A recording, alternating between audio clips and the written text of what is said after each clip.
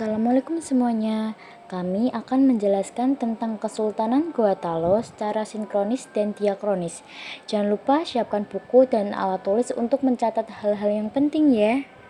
Berikut anggota dari kelompok 6 yaitu Aisyah Fatimah Azhara Renaldi nomor presensi 3, Altaf Rehansyah Putra nomor presensi 7, Nabila Rifasadiah nomor presensi 26, dan Vina Melia Ramadhani nomor presensi 35. Pertama yaitu lokasi kesultanan.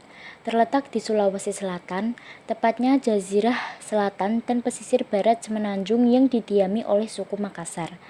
Kerajaan Goa berdiri sekitar abad ke-14 dan Kerajaan Talo berdiri sekitar abad ke-15. Kedua kerajaan ini bersatu sekitar abad ke-16 pada pemerintahan Raja Daeng Matanre Karaeng Tumapak Risi Kalona. Kedua kerajaan ini dipersatukan, namun memiliki dua raja yang masing-masing punya wilayah kekuasaan. Kerajaan Gua Talo dikenal juga dengan Kerajaan Makassar. Sultan Alauddin menjadi Raja Gua Talo pertama yang memeluk Islam. Kerajaan Gua Talo merupakan kerajaan bercorak Islam terbesar di Sulawesi Selatan. Yang kedua yaitu sumber sejarah. Terdapat beberapa sumber sejarah, antara lain 1. Hikayat Wajo. Pada Hikayat Wajo dituliskan bahwa kerajaan Gua Talo dapat menaklukkan kerajaan Wajo. 2. Perjanjian Bongaya. Perjanjian Bongaya ditandatangani oleh Sultan Hasanuddin sebagai wakil dari Kesultanan Goa atas kemenangan VOC pada 18 November 1667. Perjanjian ini berisi 1. Makassar harus mengakui monopoli VOC. 2. Wilayah Makassar dipersempit hingga tinggal Goa saja. 3. Makassar harus membayar kerugian peperangan. 4. Sultan Hasanuddin harus mengakui Arung Palaka sebagai Raja Bone. 5. Goa tertutup bagi orang asing kecuali VOC. 3. Catatan perjalanan Tom Pires. Tom Pires dalam catatan perjalanannya yang berjudul Summa Oriental. Buku ini diterjemahkan ke dalam bahasa Indonesia pada tahun 2015, menjadi acuan utama terkait kebenaran sejarah Kerajaan Gua Talo di Sulawesi Selatan. 4. Lukisan karya Romain the Hook. Lukisan karya Romain the Hook tentang suasana sebuah pertempuran perang Makassar pada tahun 1666 sampai tahun 1699 antara pasukan koalisi VOC, Bone Button, pimpinan Laksamana Cornelis Spilman, dan pasukan Kesultanan Gua Talo. Yang ketiga yaitu kehidupan politik. Raja pertama yang memimpin Kesultanan Gua Talo yaitu Raja Daeng Matane Karaeng Tumapak Risi Kalona yang memimpin sampai tahun 1510. 2. Raja Iman Riwagau Daeng Bonto Karaeng Lakiung Tunipalangga yang memimpin pada tahun 1510 sampai tahun 1546. Ketiga, Raja I Tajibarani Daeng Marompa Karaeng Data Tunibata yang memimpin pada tahun 1546 sampai tahun 1565. Yang keempat, Raja I Manggorai Daeng Mameta Karaeng Bonto Langkasa Tunijalo yang memimpin pada tahun 1565.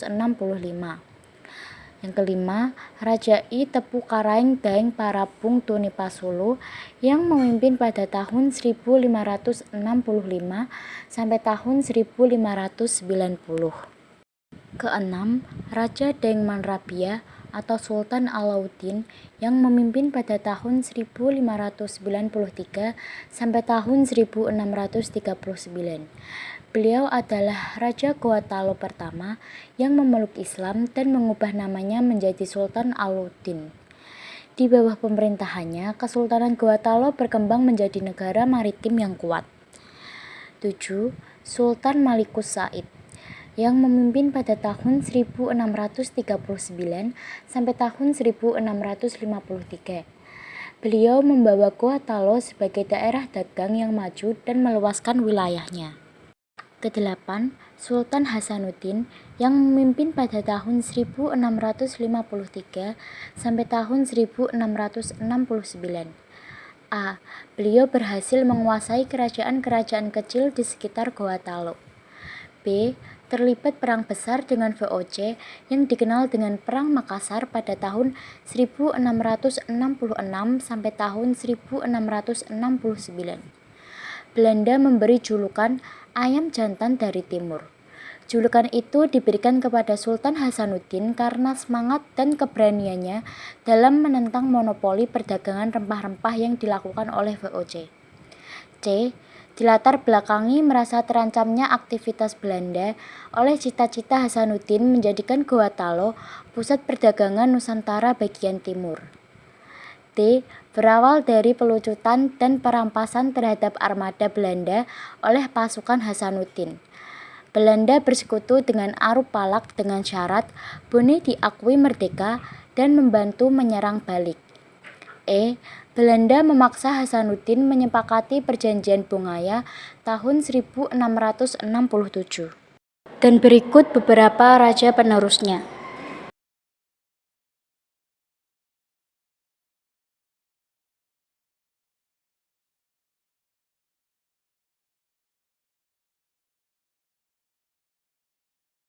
Yang keempat yaitu kehidupan ekonomi, sosial, dan budaya. Ekonomi. Menjadi kerajaan yang letaknya strategis dan menjadi jalur perdagangan. Kehidupan ekonomi masyarakat Goa tidak perlu diragukan, karena kaya akan beras Makassar menjalin perdagangan dengan Malaka, Jawa, dan Maluku, bahkan sampai ke India dan Cina. Goa juga mendapat banyak keuntungan dari pelabuhan Sumba Opu yang menjadi pusat pengalirnya rempah-rempah dari Maluku ke wilayah barat. Sosial. Kehidupan sosial masyarakat Goa sangat menjunjung tinggi agama Islam. Islam telah menjadi poros utama dalam kehidupan mereka. Bahkan ajaran Sufi telah berkembang di Goa berkat Syekh Yusuf Al-Makassari. Budaya. Makassar merupakan kerajaan maritim dengan sumber kehidupan masyarakat pada aktivitas pelayaran perdagangan, maka sebagian besar kebudayaannya dipengaruhi oleh keadaan tersebut. Hasil kebudayaan yang terkenal dari Makassar adalah perahu pinisi dan lambu. Bukti pengaruh Islam yang masih ada hingga saat ini, antara lain yaitu kesusastraan dan pendidikan. Islam memberikan pengaruh besar dalam bidang kesusastraan dan pendidikan di Kerajaan Gorontalo. Sebagai contoh, naskah-naskah klasik berbahasa Bugis yang ditulis oleh para ulama dan cendekiawan Islam di masa lalu masih dilestarikan dan dipelajari hingga saat ini. Selain itu, sistem pendidikan tradisional yang berbasis Islam seperti pondok pesantren juga masih ada dan memberikan kontribusi dalam mempertahankan warisan intelektual Islam di daerah ini. Berikutnya yaitu adat dan tradisi. Meskipun kerajaan Gorontalo tidak lagi menjadi entitas politik yang berdiri sendiri, banyak adat dan tradisi Islam yang masih dihormati dan dilestarikan oleh masyarakat di wilayah tersebut. Misalnya, perayaan Hari Raya Idul Fitri dan Idul Adha tetap dirayakan dengan penuh semangat oleh umat Islam di Sulawesi Selatan, termasuk di kawasan bekas kerajaan Gorontalo. Berikutnya yaitu peninggalan sejarah. Kerajaan Gorontalo meninggalkan sejumlah peninggalan sejarah yang terkait dengan Islam. Salah satunya adalah Benteng Sumba Opu, yang awalnya dibangun sebagai pertahanan kerajaan. Kini benteng tersebut menjadi situs bersejarah yang sering dikunjungi oleh wisatawan dan menjadi simbol kejayaan kerajaan Gorontalo yang dipengaruhi oleh Islam. Berikutnya yaitu Masjid Katangka.